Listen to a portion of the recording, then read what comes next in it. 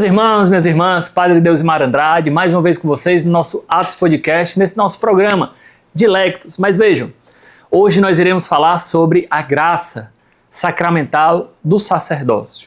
Meus irmãos, vejam só, Jesus, ele quis sacerdotes porque ele mesmo é o sumo e eterno sacerdote. Toda a teologia do sacerdote do Novo Testamento se encontra na carta aos Hebreus. Lá nós vemos claramente que o sacerdócio do Novo Testamento não é uma continuidade do sacerdócio do Antigo Testamento, visto que os sacerdotes do Antigo Testamento ofereciam diversos sacrifícios. Enquanto Jesus, ele é o único e eterno sacerdote, ele ofereceu o sacrifício definitivo. Padre, mas você está me dizendo que Jesus foi o único e eterno sacerdote? E os diversos sacerdotes padres? E a ordenação sacerdotal? Isso. Na verdade, todos os sacerdotes, eles não são, senão uma participação no sacerdócio de Cristo.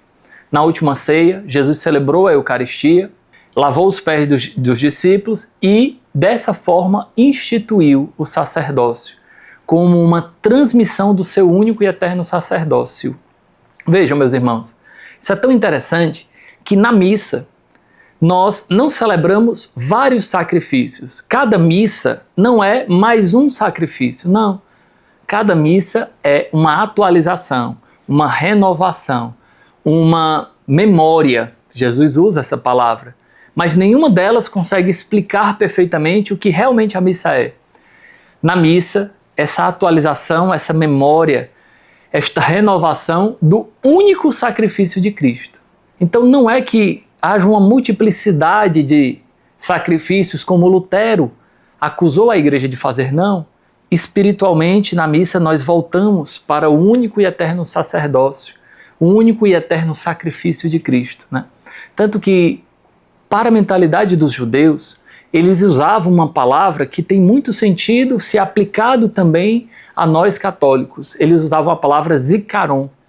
Quando eles celebravam a ceia pascal, na mentalidade dos judeus não era mais um sacrifício, não era mais uma libertação, mas é como se eles voltassem para aquela libertação do Egito que Deus realizou através de Moisés. E eles usavam essa palavra memória como zikaron. Essa memória, esse zikaron, era uma atualização. Não uma atualização porque ficou antigo, não. A palavra atualização significa tornar atual. Por isso que eu falei que essas palavras elas não exemplificam bem atualização, renovação, como se tivesse ficado antiga, ou memória, como se fosse só uma recordação, não. A missa, o sacrifício da missa é o único e eterno sacrifício de Cristo. E o único e eterno sacerdócio que é transmitido aos seus apóstolos e depois aos apóstolos, que são os bispos, eles transmitem aos padres. Portanto, o sacerdócio, meus irmãos, ele é uma renovação, ou melhor, o sacerdócio ele é uma participação do sacerdócio de Cristo. E ali nós realizamos aquilo que Cristo realizou. De maneira sacramental, nós realizamos aquilo que Cristo realizou na sua própria vida. Na missa, o sacrifício da cruz. No perdão dos pecados, o derramamento de sangue de Cristo. No batismo, o lavar a igreja que Cristo realizou com o seu sangue. Portanto, meus irmãos, todas as graças sacramentais são transmitidas pelo sacerdote à humanidade. É por isso que o sacerdote é tão importante. É por isso que Santo Cura d'Ares, né? São João Maria Vianney, falou ousadamente que o sacerdote é o amor do coração de Jesus. Teologicamente, nós dizemos que existe uma configuração, ou seja, aquela figura, ela é conformada à figura de Cristo.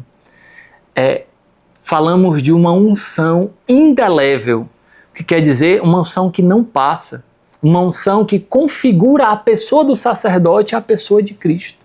Portanto, meus irmãos, essa configuração, a gente diz na teologia, uma configuração ontológica, ou seja, do ser. O ser do sacerdote se configura ao ser de Cristo.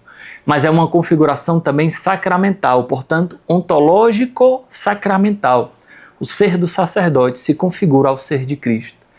Não somente a um sacerdócio comum, Isso é muito claro nos documentos da Lumen Gentium e na Presbyterorum Ordinis, que são 2 documentos do Concílio Vaticano II. Existe uma diferença fundamental entre o sacerdócio comum dos fiéis e o sacerdócio ministerial ou o sacerdócio ordenado.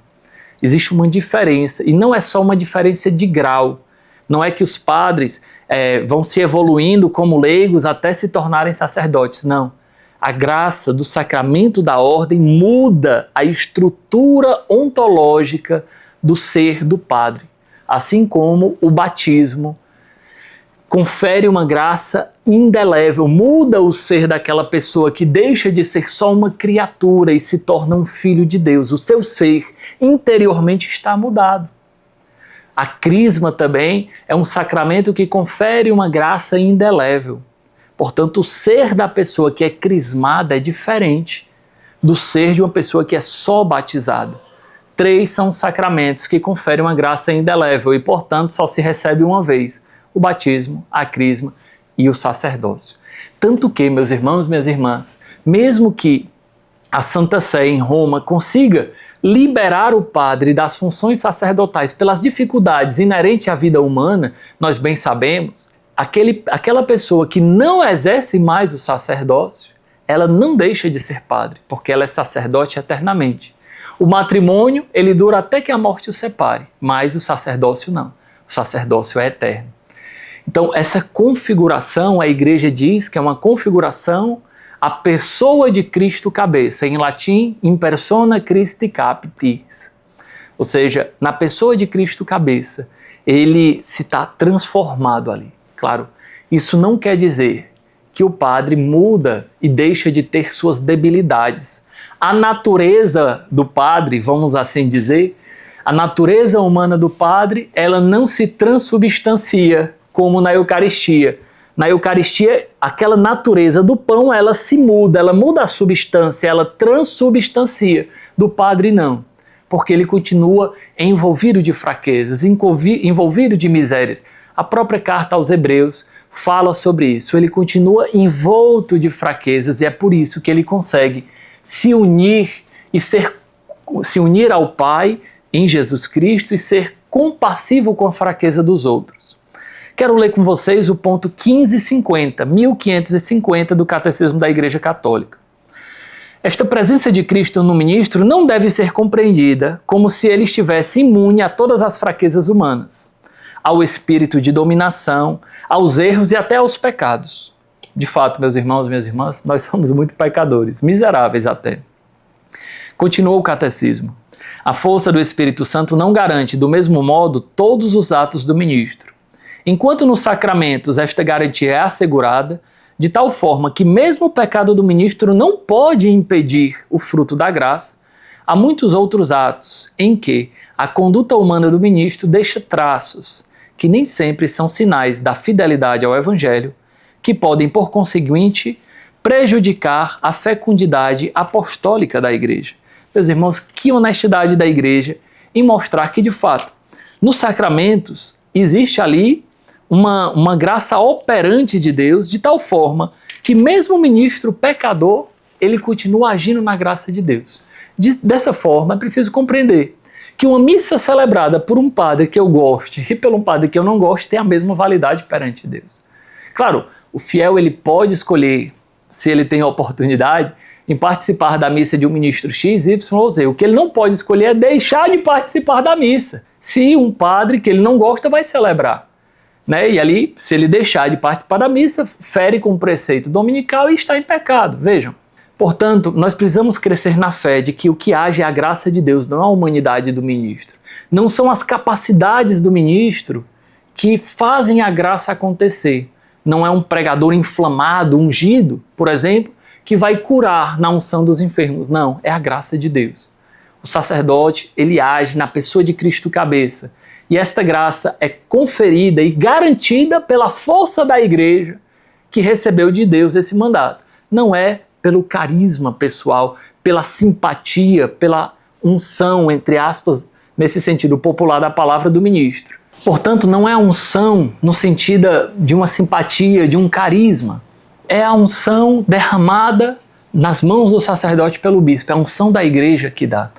Portanto, a graça sacramental transmitida pelo sacerdote é uma garantia da igreja e recebida pelo próprio Deus, não é da força do pastor, do padre, como ministro sagrado. Não, é Deus quem garante isso e que transmite isso.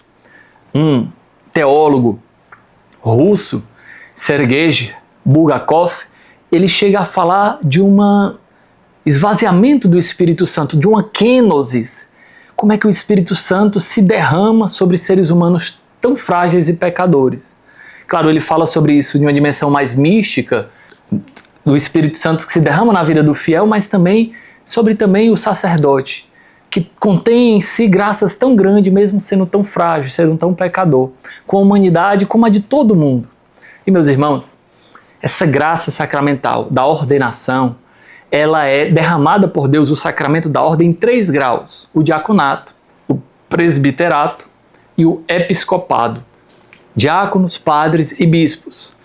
Uma única ordenação, mas em 3 graus diferentes. A plenitude do sacerdócio é dada ao bispo. Os padres, portanto, eles têm um sacerdócio participado do sacerdócio do bispo. Tanto que o padre não pode celebrar os 7 sacramentos. Ordinariamente, ele celebra 5. Quais são eles? O batismo, ele assiste o matrimônio, ele celebra a Eucaristia, a confissão e a unção dos enfermos. Com a autorização do bispo, ele pode até celebrar a crisma, mas ele não pode ordenar outros padres, porque ele não tem a plenitude do sacerdócio. Então vejam, o meu sacerdócio como presbítero, portanto, é uma participação do sacerdócio do meu bispo. E o bispo, que tem a plenitude do sacerdócio, ele participa do sacerdócio de Cristo. Os diáconos, portanto, eles têm uma participação menor, por isso que eles celebram suas bênçãos, os batizados, e assistem os casamentos, né? Eles são colaboradores, tanto os diáconos quanto os presbíteros são colaboradores indispensáveis, é assim que a teologia ensina, colaboradores indispensáveis da ordem episcopal. Então esses 3 graus, a gente já nota isso desde o começo da igreja, não foi invenção da igreja católica, como os protestantes dizem, né? A gente, como se fosse uma coisa dos imperadores romanos, né? Constantino e ali por diante. Não, foram uma coisa muito antiga na igreja, inclusive essa tríplice divisão nós já encontramos nos escritos de Santo Inácio de Antioquia, no comecinho do século II, finalzinho do século I, ali pelo ano 100, que foi ordenado inclusive pelo próprio Paulo. Ele fala sobre diáconos, fala sobre padres, fala sobre bispos, inclusive diz que sem estar na obediência do bispo é impossível agradar a Deus. Ali, esses escritos do século I são quase contemporâneos, por exemplo, dos escritos do Apocalipse, que datam do finalzinho do século I e começo do século II. Então veja, nós temos a garantia da fé dada pela igreja, meus irmãos, transmitida ininterruptamente pelos apóstolos, através da graça sacramental, e até hoje os nossos padres que recebem dos bispos, que receberam de outros bispos, até os apóstolos. Isso é o que nós chamamos de sucessão apostólica, meus irmãos. Não poderia terminar sem antes comentar o que se encontra no ponto 1589 do Catecismo da Igreja Católica. Uma frase de Santo Curadares: é o sacerdote que continua a obra da redenção na terra.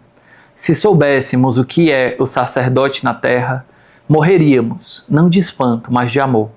O sacerdócio é o amor do coração de Jesus.